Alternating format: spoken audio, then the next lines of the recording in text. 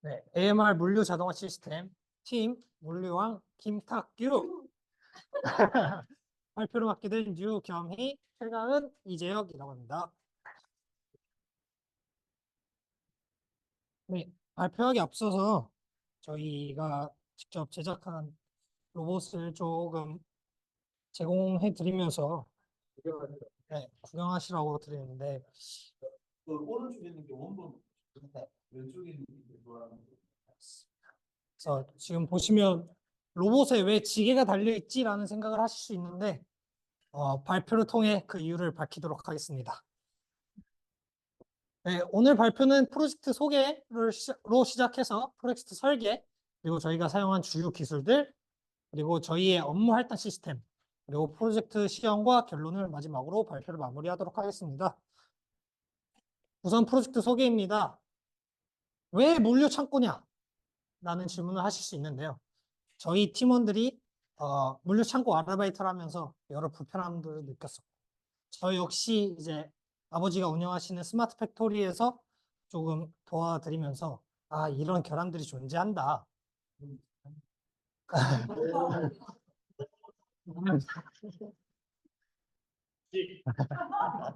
그래서 우리가 6개월 동안 배운 뭐 데이터 처리라든지 통신이라든지 딥러닝, 자율주행 로봇 이런 거를 사용하면 이 문제점들을 개선할 수 있지 않을까라는 판단하에 네, 물류 창고를 주제로 선정하게 됐습니다. 그래서 문제점들이 무엇이 있느냐?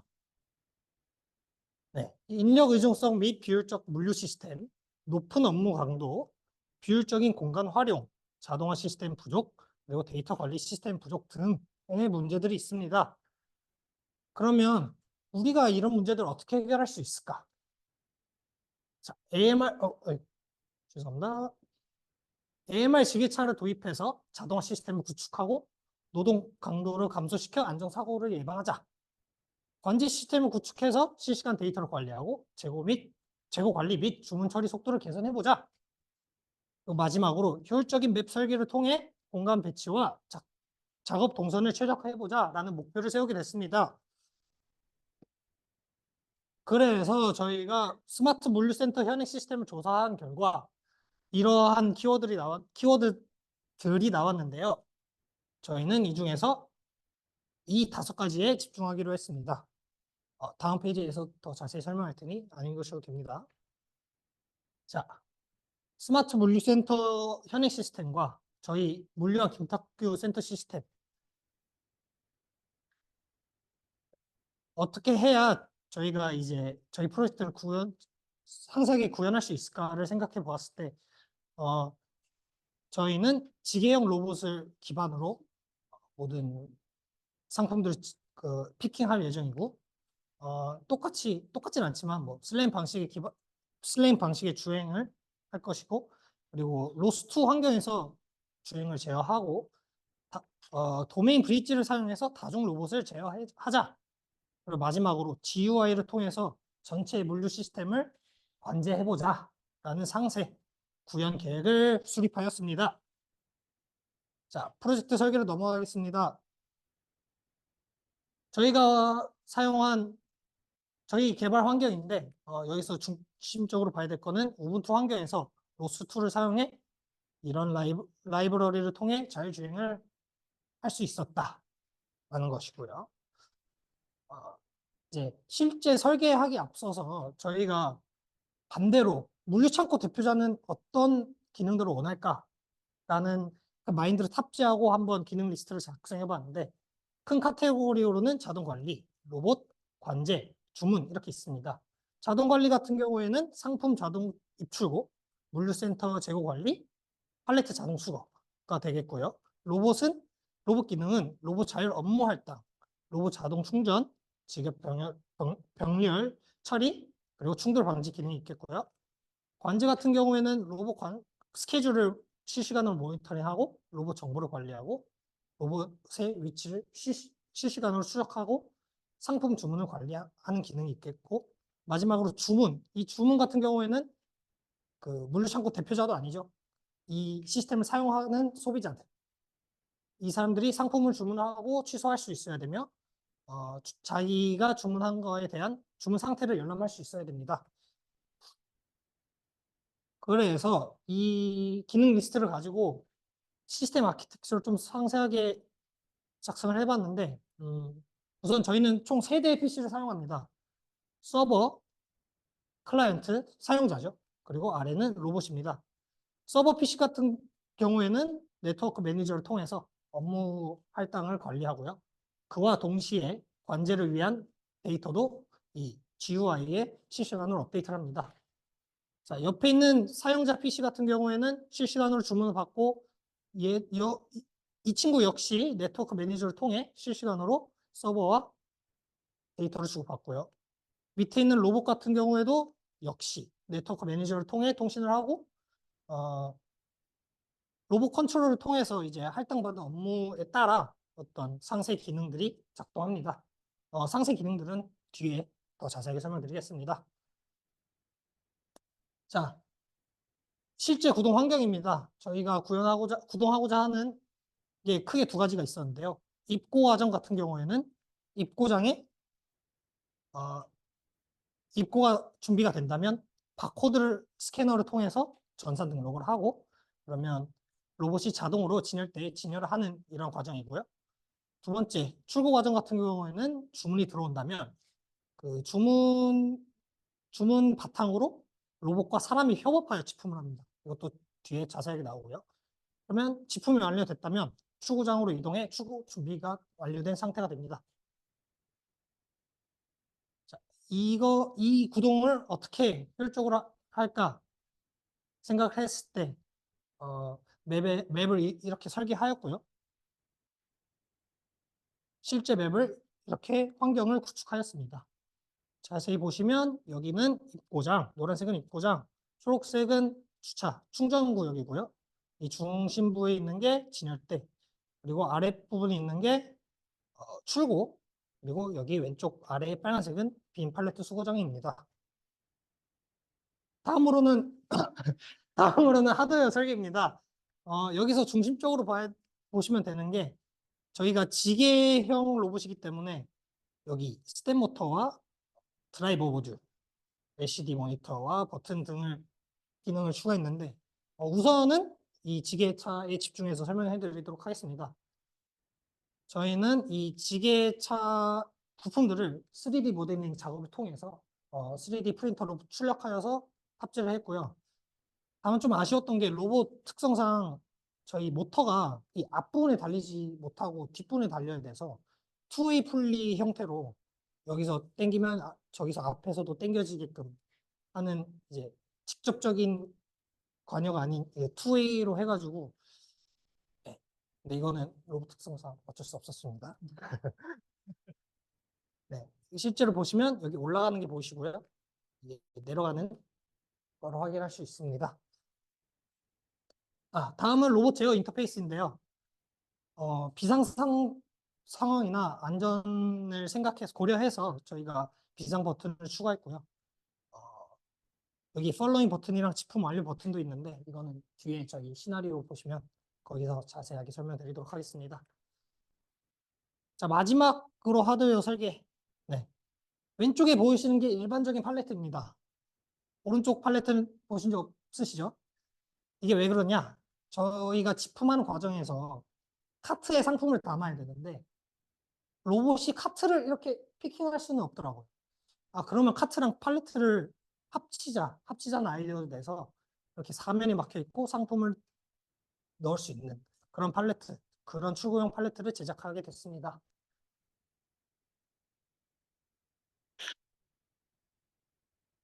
네. 다음은 주요 기술 파트인데요.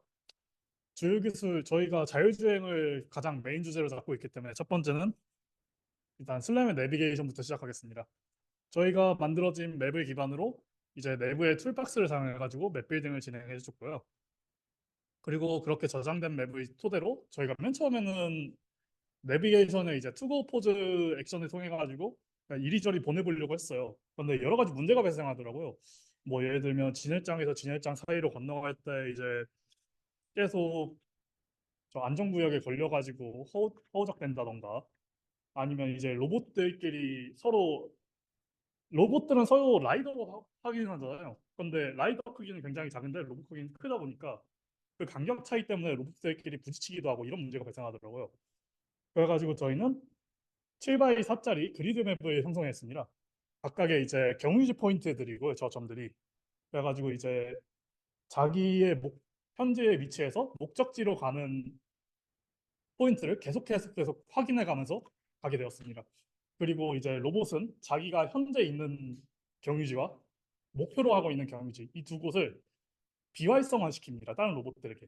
그래가지고 이제 이미 내가 가고 있는 곳 또는 내가 있는 곳은 이제 갈 수 없는 경유지가 되는 거죠. 그렇게 해가지고 다중 로봇을 해결을 했고요. 네, 여기에서 나왔는데 제가 조금 일찍 설명해 버렸네. TMI를 해버렸네. 여기에서 이제 이런 식으로 경유지를 따라가지고 쭈루루루 가는 걸 볼 수 있습니다. 영상에서도 이렇게 이- 여기가 막혀 있죠. 막혀 있으면 이제 돌아서 이런 식으로 진행을 합니다. 얘도 이제 막혀 있던 게 진행 끝나면 자기의 목적지를 향해서 진행을 하는 모습을 볼 수 있고요. 그 다음은 휴먼 발로입니다. 저희가 일단은 사람과 같이 협업을 하는 로봇이기 때문에 사람을 따라내는 모드가 하나 있으면 괜찮을 것 같더라고요. 그래가지고 모바일넷의 모델, 기본 학습된 모델을 사용해가지고 그 안전거리를 확인하고 그 안전거리만큼 계속 다가가는 이제 너무 가까워지면 당연히 멈추고요. 그런 식으로 해가지고 진행해봤고요. 이거는 네. 그래가지고 이제 버튼이 눌리면 그 파이 카메라로 사람을 찾고 그걸로 이제 박스 사이즈 측정해가지고 그 기반으로 이제 거리 어느 정도 남았구나 하고서 전진하고 정지하고 위치 맞추고 각도 맞추고 정지하고 이런 식으로 진행이 됩니다. 그다음은 이제 각각의 로봇마다 카메라에 조금 왜곡된 것들이 있잖아요. 저희가 추후에 나올 거 아르코 마커를 찾기 위해서 먼저 죄송합니다. 가렸네. 아르코 마커를 찾기 위해서 일단 카메라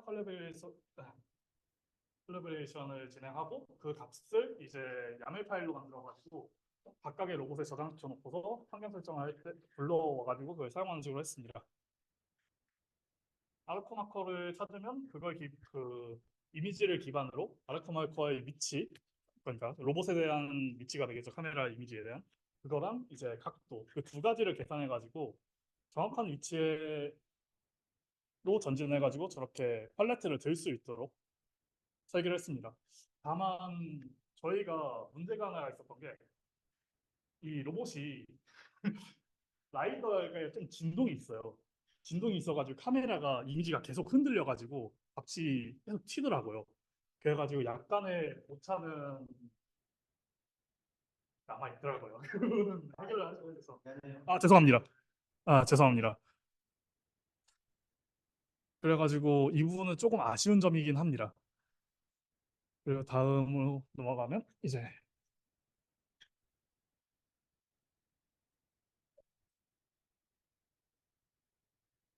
다음은 저희가 앞선 기술들을 사용하기 위한 저희는 다중 로봇이기 때문에 이러한 네트워크를 사용하였는데요. 이 로봇은 각각 다른 도메인을 가지고 있고 서버도 다른 도메인을 가지고 있기 때문에 모든 토픽을 이 로봇이 줬는지 어떤 로봇이 줬는지를 알아야 되기 때문에 로스 도메인 브릿지를 사용하여 같은 토픽의 네임이 와도 서버에서는 어떤 로봇이 보냈는지 알 수 있게끔 구성을 하였습니다. 저희가 이렇게 앞서 설명드렸던 기술들과 로스 도메인 브릿지들을 총 합쳐서 이제 시나리오로 설명을 드리면 태스크 얼로케이터가 업무를 할당하고 이렇게 할당된 업무를 로봇 매니저가 받아서 로봇 위치나 이제 명령 등을 내립니다. 그럼 이게 각각의 로봇에서 이루어지는데 각각의 로봇은 패스 플래너와 3D 포즈 에스티메이터, 스텝 모터 드라이버 등으로 이제 아까 말씀드렸던 지게차의 형식이 이루어지게 됩니다. 그럼 여기 앞서 말씀드렸던 이 부분은 다 설명을 드렸으니 태스크 얼로케이터에 대해서 설명을 드리겠습니다. 저희가 업무 할당을 하기 위해서 데이터베이스 스키마를 이렇게 구성을 해봤습니다. 로봇 상태를 먼저 저장을 해야 되고 저희는 상품에 대한 재고를 확인할 수 있어야 되기 때문에 상품 재고나 정보, 입고, 주문 등의 테이블로 구성이 되어 있고요. 태스크 얼로케이터에 대한 업무 할당 방식을 자세하게 소개를 드리면 일단 유저가 저희가 만든 GUI 상에서 주문을 합니다. 근데 주문을 하는데 저는 한 개의 주문을 할 수도 있고 세 개의 주문을 할 수도 있고 좀 다양하단 말이죠. 근데 저희는 진열장을 보시면 각각 카테고리별로 상품이 다릅니다. 여기는 컵라면일 수도 있고 여기는 블랙커피일 수도 있고 그런 식으로 구성이 되기 때문에 태스크를 어떻게 할당을 하면 좋을까 싶어서 이렇게 태스크 1, 2, 3로 나누게 되었습니다. 이 말인즉슨 태스크를 위치 기반으로 잡은 겁니다. 그래서 이 로봇 한 대에는 하나의 트랜잭션이 할당이 되게 되는데 첫 번째 이니셜 포지션과 파이널 포지션은 저희가 아까 말씀드렸듯이 카트형 팔레트를 먼저 가지러 가야 됩니다. 그래서 그걸 가지고 와서 태스크 1 들려서 담고, 2 들려서 담고, 3 들려서 담고, 파이널에 다시 가져다 놓는 작업을 해야 되기 때문에 이런 트랜잭션을 구성을 하였고 이렇게 구성한 이유는 이러한 태스크 1, 2, 3가 끊겨버리면 뭐 중복성의 문제라든지 트랜잭션이 중간에 이머전시 버튼이 눌린다든지 등으로 끊겨버리면 그건 데이터 상으로나 로봇 안전성 상으로나 문제가 되기 때문에 이렇게 구성을 하게 되었고요. 당연히 하나의 로봇에는 하나의 트랜잭션이 할당이 되어야겠죠. 서버에서는 트랜잭션을 할당을 하면 91번 로봇과 93번 로봇에 각각 할당을 하게 되고 할당을 하는 순간 비지 상태가 되어 다른 태스크나 다른 트랜잭션은 접근할 수 없게 됩니다. 아까 말씀드렸던 이런 구조로 말이죠. 그래서 이러한 트랜잭션을 어떻게 설계하게 되었냐? 먼저 태스크 리퀘스트에 대해서 간단하게 설명드리면 사용자가 주문을 하고 상자에 바코드를 찍으면 인바운드나 아웃바운드 토픽으로 오더 리시버한테 전달이 되게 되고 이는 오더 리시버에서는 태스크 토픽으로 할당이 되는데 이 과정은 여기 중간에 있습니다. 단일 주문을 분류하거나 분류된 태스크에 따라서 로케이션을 지정하는 과정 등이죠. 그래서 이렇게 사용자가 주문을 했으니까 우선순위를 고려해서 업무를 할당해야 되는데 저희가 설정한 우선순위는 다음과 같습니다. 첫 번째는 태스크 타입에 따른 우선순위인데요. 찰지, 충전, 출고, 수거, 입고 과정을 우선순위로 담았고요. 이게 고려가 되고 난 다음에로는 로봇 상태, 배터리가 80% 이상의 로봇에게 먼저 할당이 되게끔 하고요. 세 번째는 이것까지 고려가 되었을 때 거리 기반. 첫 번째, 이니셜 포지션이 최근 접된 로봇에게 할당이 되게 됩니다. 이 과정은 이러한 우선순위를 고려해서 할당하는 시퀀스 다이어그램인데요. 업무를 수신해서 태스크 리스트가 발행되면 그 번들 아이디라고 저희는 아까 유저 아이디별로 묶어야 된다고 말씀을 드렸잖아요. 그래서 번들 아이디에 따라 태스크를 구분을 하고 구분을 했으니까 우선순위 할당 큐를 생성해서 추가하고 테스트 타입, 인바운드인지 아웃바운드인지에 따라서 번들링을 해준 후에 이니셜 포지션과 파이널 포지션을 추가해서 트랜잭션 아이디를 생성합니다. 그럼 이제 트랜잭션 아이디까지 생성을 했으니까 로봇에게 할당을 해야 되는데 로봇에게 할당을 할 때는 일단 토픽으로 날아가서 서비스로 날아가는데요. 로봇이 할당을 성공했다는 서비스 리스폰스를 받으면 서버 쪽에서는 응답을 받고 이제 그 관제를 하기 위한 현재 지금 진행 중인 트랜잭션을 업데이트를 하게 되고요. 로봇 측에서는 태스크 컴플리션이라는 토픽을 발행해서 그에 따른 상태를 업데이트하게 되고 이건 간단하게 보여드리는 태스크 서비스 메시지 구조입니다. 그래서 저희는 이러한 로봇 시스템에는 안전도 매우 중요하고 관제 부분도 매우 중요하다고 생각을 했기 때문에 이 실시간성을 업데이트하는 거에 조금 초점을 많이 둔 것 같아요. 그래서 이거는 매니저가 사용하는 로봇 관제 시스템인데 아까 말씀드렸듯이 재고 상태가 실시간으로 업데이트가 되고 펜딩 리스트라고 해서 로봇에게 업무가 아직 안 간 리스트들을 여기 띄워주고요. 리스트에 이제 로봇이 할당이 되면 비지 상태가 되고 이 펜딩 리스트에서는 사라지게 됩니다. 여기 화면은 이렇게 이제 로봇 1에게 만약에 트랜잭션 5, 6, 5, 9일에 할당이 되었다고 치면 그 상태에 따른 페일과 true로 이렇게 직접 확인할 수 있게끔 하고요. 이멀전시 버튼을 통해서 직접 매니저도 수동으로 긴급 정지를 할 수 있게끔 만들었고 인바운드나 아웃바운드 데이터도 직접 넣을 수 있게 했습니다. 프로젝트 시험 영상인데요. 여기부터는 이제 가볍게 들어주시면 감사하겠습니다. 빨리 진행하겠습니다. 저희 소비자 GUI에서 주문하기 버튼을 누르면 이제 원하는 상품에 따라서 2개인지 1개인지 품절이면 주문이 안 되고 태스크 할당이 됩니다. 태스크 할당이 되면 소비자 기능 따로 이렇게 구현을 하였습니다. 소비자들이 편하게 사용할 수 있게끔요. 소리가 나오는데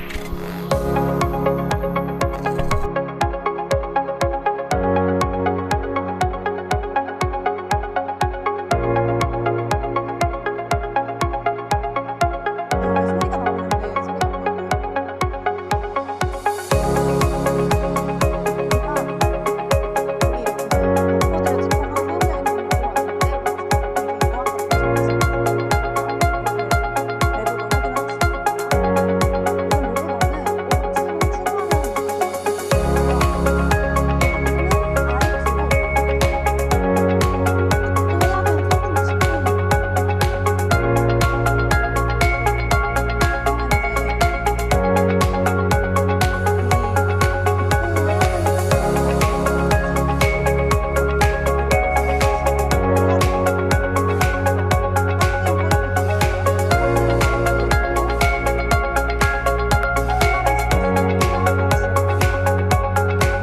나오고요. 작업자와 같이 진행을 하기 때문에 콜라 2개를 기준해서 버튼을 싹 눌러주면 이 로봇은 바로 다음 목적지를 향하게 되고 상태는 바로 트루 상태로 변합니다.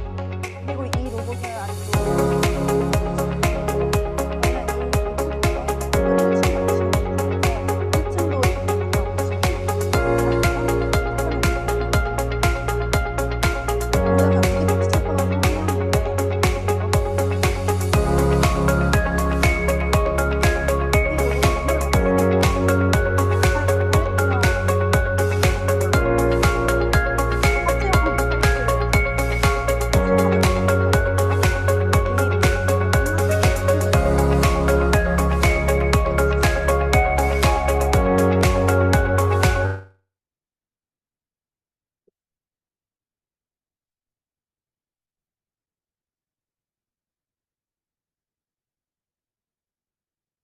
네, 이어서 결론 파트 발표하도록 하겠습니다.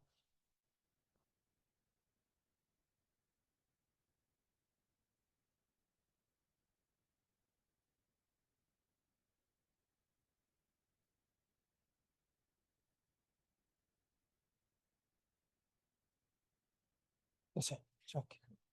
네, 저희가 프로젝트를 진행하면서 여러 가지 문제들이 발생했는데 첫 번째 문제로는 주행 중 장애물과 충돌이 계속 발생했다는 것입니다. 사유는 다음 웨이포인트와 현재 위치 사이에 장애물을 인식하지 못했어요. 그리고 라이더가 주변 환경을 같은 이유죠. 그래서 아까 해결 방법은 재영님께서 그 그리드 형태로 해서 경유지 포인트를 설정해서 회피해 갔다라고 설명해 주셨고요. 두 번째 문제는 내비게이션 포인트 오차 발생인데 사실 정확한 사연은 모르겠으나 경로 샘플의 포인트 검출이 안 되면 해당 포인트를 찾지 못하는 경우가 발생하는데 이거를 해결한 방법은 현재 위치와 목표 위치로 향하는 방향 벡터를 계산해서 그 방향 벡터에 가중치를 더해 목표 지점을 이동할 수 있게끔 했습니다. 자, 세 번째 문제는 로봇 간의 충돌 발생인데요. 사유도 첫 번째 이유와 비슷하죠. 로봇의 실제 크기가 라이더가 인식하는 크기보다 커서 아니면 작거나 뭐 서로 달라서 충돌하는 것들이 발생했는데 이거 역시 아까 그 내비게이션 하는 그 7x4 그리드 그 알고리즘으로 이제 로봇이 서로 그 토픽을 통해서 서로가 그리드에 어떤 위치에 하고 있는지 그 정보를 주고받으면서 회피할 수 있도록 했습니다.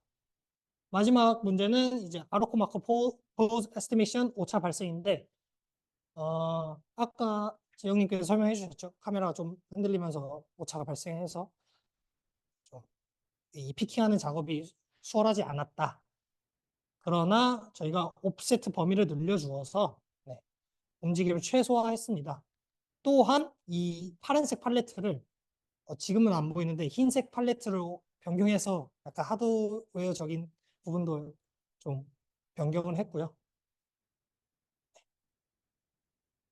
저희 결과를 요약하자면 저희만의 경로 탐색 알고리즘으로 자율주행을 가능하겠고 이 경로 탐색 알고리즘을 통해 다중 로봇도 제어할 수 있었고 추가적으로 딥러닝이라는 요소를 추가해서 작업자를 따라가게 하는 기능도 구현을 할 수 있었고 지게형 로봇을 제작하여 직접 활용하면서 전체적인 물류 시스템을 구현할 수 있었습니다.